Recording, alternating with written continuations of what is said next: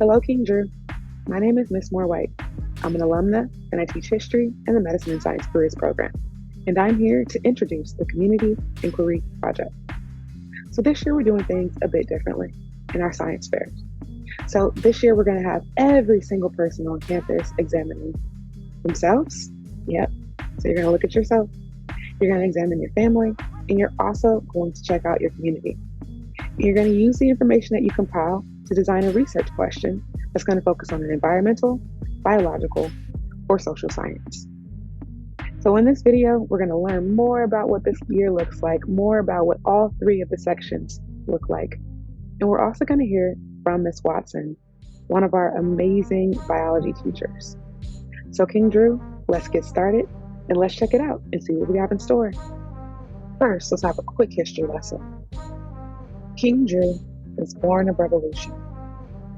The 1965 Watts riots are the official start of King Drew. They brought attention to the need for better access to education and better access to healthcare. From the Watts riots, we have the formation of the Martin Luther King Community Hospital, Charles Drew University, and also our beloved King Drew Magnet High School of Medicine and Science. Let's talk about our revolutionary CIP project. So year one is all about identity and community.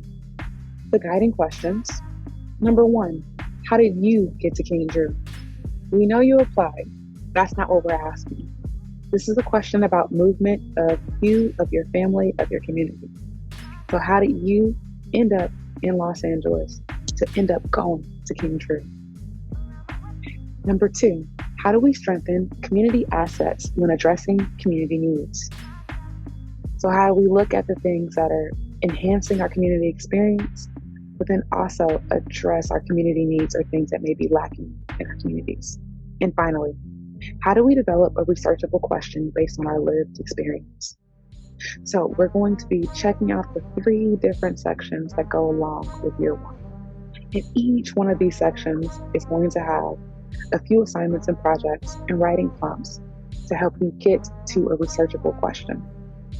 Let's check out section one. Section one, so the areas of focus. Number one, colonial standards and social constructs. So a lot of Black, Brown, and Asian experiences in America have been shaped by the movements of Europeans in the 16 and 1700s. So how are those movements, how are those roles, how are those social structures still dictating and possibly impacting the lives that we lead and live today? That leads directly into number two, privilege and power. Who has access? Who controls the narrative? Who gets to say who is in power and what is science or who gets access to science? Number three is intersectionality. So we recognize that who we are is not just one thing, it's not a monolith. We are a combination of our genders, of our races, of our communities, of our faiths, of so many different things that intersect and make us who we are. And we're going to be examining in all three sections the timescales, the past, the present, and future. So you're going to be doing a project where you look at who you were, who you are today, and who you hope to be in the future. So I want to pause before we go into the family section. As educators and as human beings, we recognize that the term family can be triggering for some, especially living through COVID, or possibly living in communities where there may be an increase in gun violence, a lack of healthy food options, or possibly a lack of access to healthcare. We have students that come from foster and adopted families, and we also know that we have students that may not have the healthiest relationships with their family. So when we say the word family, that's an inclusive and expansive term for us. So we have our family of origin. That's going to be anyone that you're related to by blood. Your biological parents, biological cousins, your grandparents, things like that. But then we also have a term called our family of choice.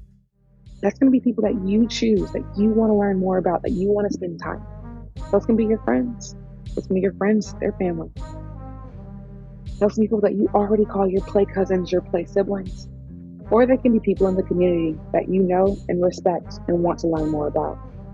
So just know that when you are called to ask people questions in your family or to interact with people in your family during this section, that's an expansive and inclusive term that can include your family of choice and not just your family of origin.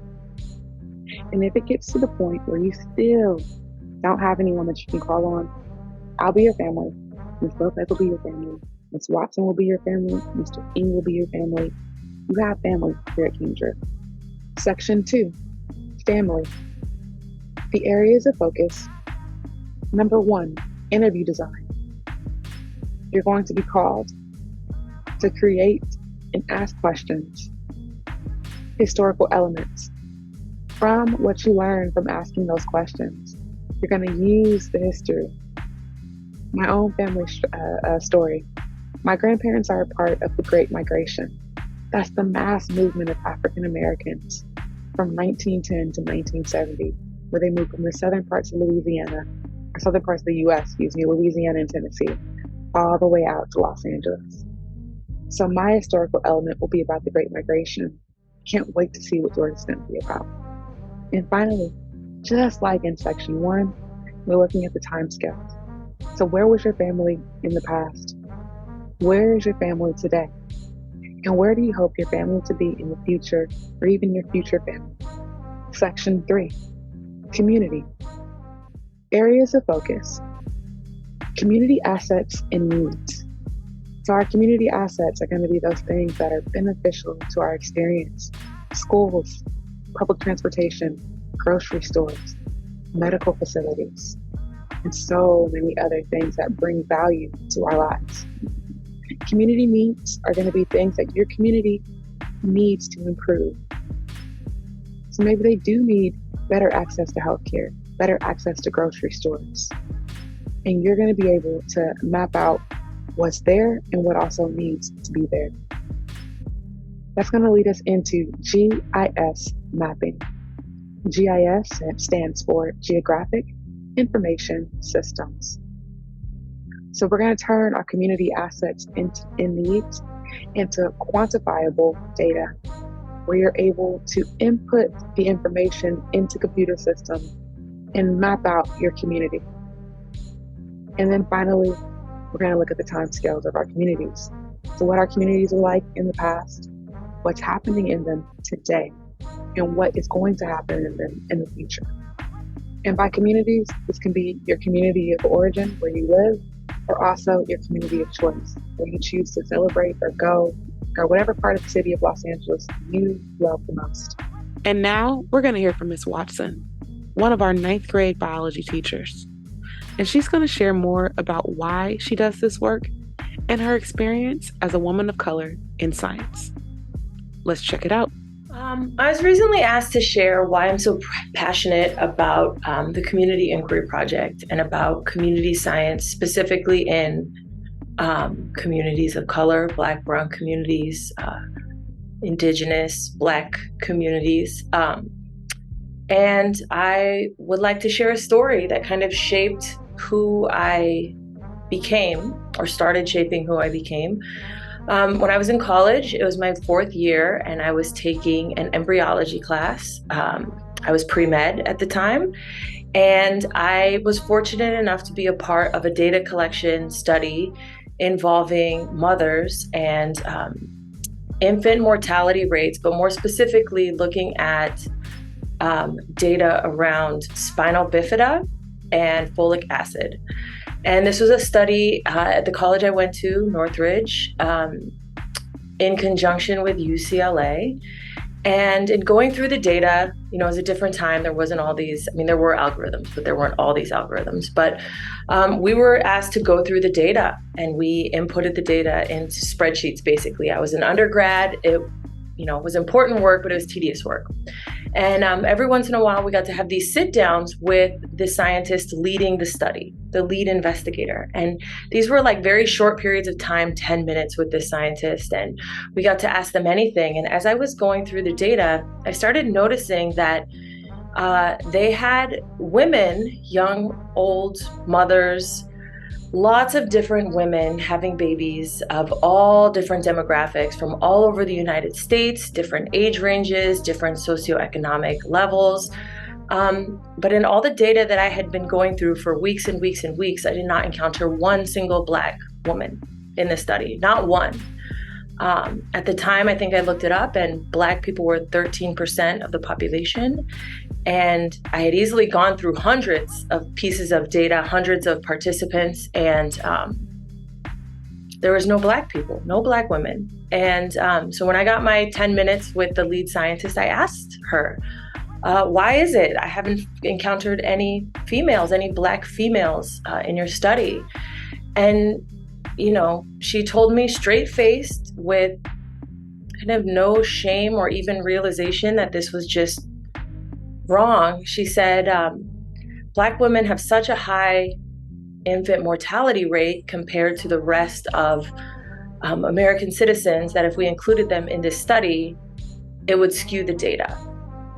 And I didn't really have anything to say to that. I didn't rebut it.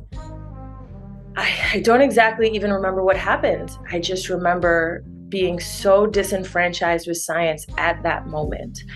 The fact that we have this marginalized population who has these high infant mortality rates, according to the data, and instead of studying that, we just left them out of the science. And what does that say about science, right?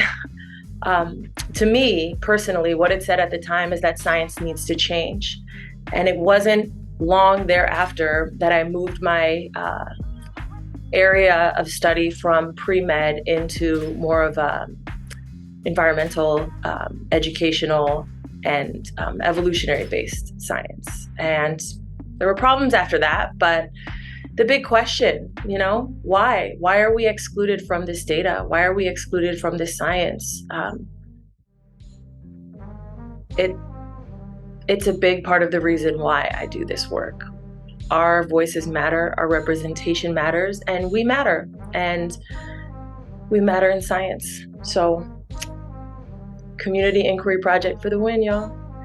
Thank you for watching, King Drew. You're already a scientist, and I can't wait to see the research that you do. See you all later. Bye.